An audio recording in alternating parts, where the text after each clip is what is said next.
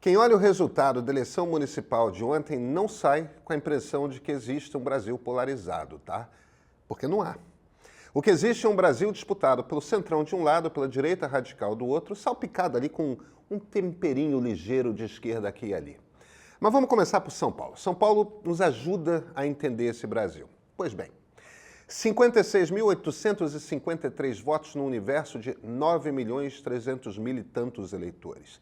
Essa é a diferença entre Pablo Marçal e Guilherme Boulos. Foi muito pouco. O segundo turno não foi entre Marçal e Nunes por um fio. Caísse uma chuva um pouco mais pesada num dos bairros do centro, era um segundo turno de direita. Por que centro? Bem, para quem não conhece bem a geografia de São Paulo, a cidade é dividida em 4 grandes regiões. O centro e a zona sul, norte e leste. Em 2000, Marta Suplicy se elegeu prefeita, vencendo no extremo leste e na zona sul. É onde São Paulo é mais pobre. E ela foi mais mal votada no centro da cidade, que é onde São Paulo é mais rica. Ontem, Boulos venceu no extremo leste, como Marta, mas venceu no centro e perdeu para Ricardo Nunes na zona sul. Boulos foi melhor votado do que Marçal e Nunes, onde São Paulo é mais rica. E a Zona Leste, a ZL, a São Paulo da classe C, a primeira São Paulo periférica a ser chamada de periferia, a São Paulo menos arborizada, a São Paulo dos motoristas de Uber e motoqueiros de aplicativo, da turma que rala, a cidade do time popular dos operários de fábrica, o Corinthians, essa São Paulo, ela votou em Pablo Marçal. Boulos só vence se levar todos os votos de Tabata Amaral, de Datena e ainda carregar pelo menos um terço dos votos de Marçal. Sem os votos de Marçal, Boulos não tem qualquer chance contra o prefeito Ricardo Nunes. Esse é o problemaço de Boulos e é também o problema de Maria do Rosário, lá em Porto Alegre. Ela, por um fio de cabelo, conseguiu levar a eleição para o segundo turno. Por muito pouco, o atual prefeito Sebastião Melo, com as mesmas enchentes do primeiro semestre e tudo, não venceu no domingo mesmo. O PT gaúcho vai precisar levar todos os votos dos adversários e torcer para Melo perder uns ainda pelo caminho. Já aconteceu antes, ninguém espera que aconteça agora. Vejam, não é que o PT ficou menor, o PT saiu dessa eleição maior do que estava. Tinha 178 prefeitos, elegeu 247, melhorou. E assim se tornou o 9º maior partido brasileiro em número de prefeituras.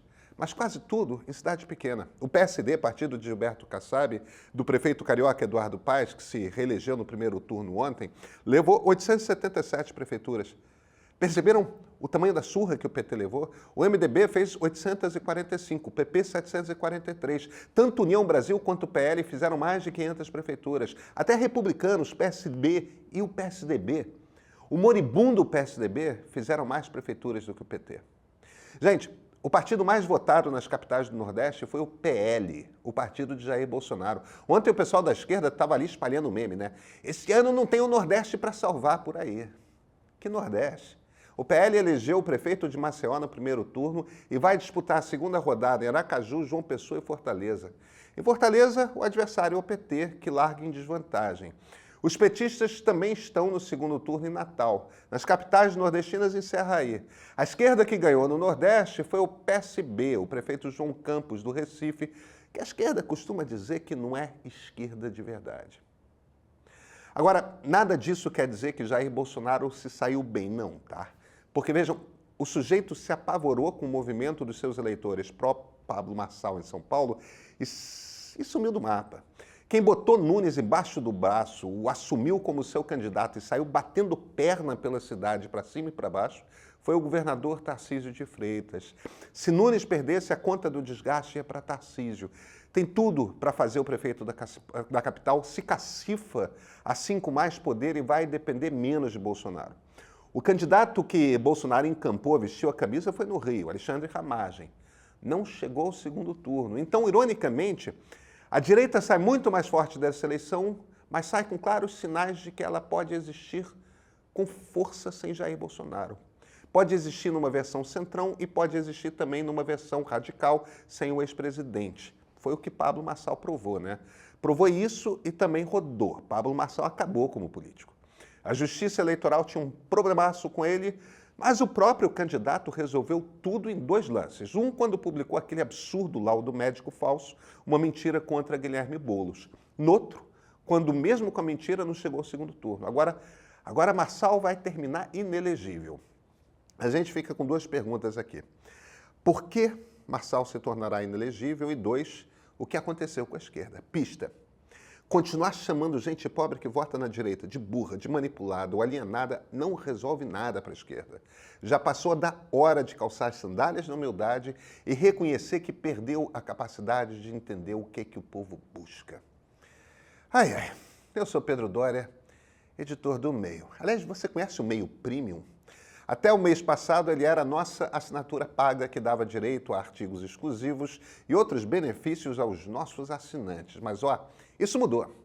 Meio Premium é o Meio na TV, um serviço de streaming com programas, documentários e entrevistas exclusivas que pode ser acessado pelo celular, pelo computador ou em algumas Smart TVs. Quer estar entre os primeiros a experimentar o Meio Premium? É só seguir o link da descrição desse programa. E esse é o ponto de partida.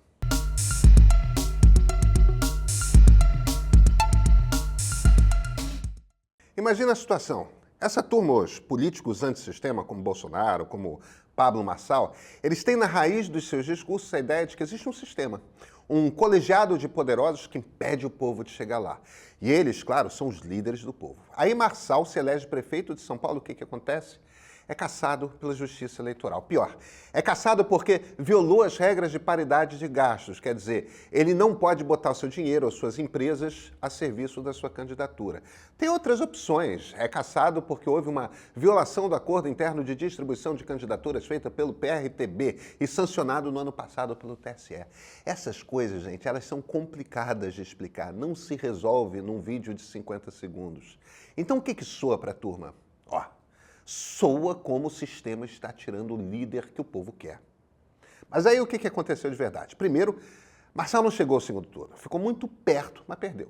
Não bastasse isso, ele publicou um laudo falso, patenticamente falso, um laudo que foi desmontado por completo em poucas horas. O médico que assina está morto. Era hematologista, não era psiquiatra. A logomarca da clínica no papel foi trocada. Na hora em que Boulos estaria sendo internado, na verdade, ele estava fazendo uma live que está gravada nas redes sociais.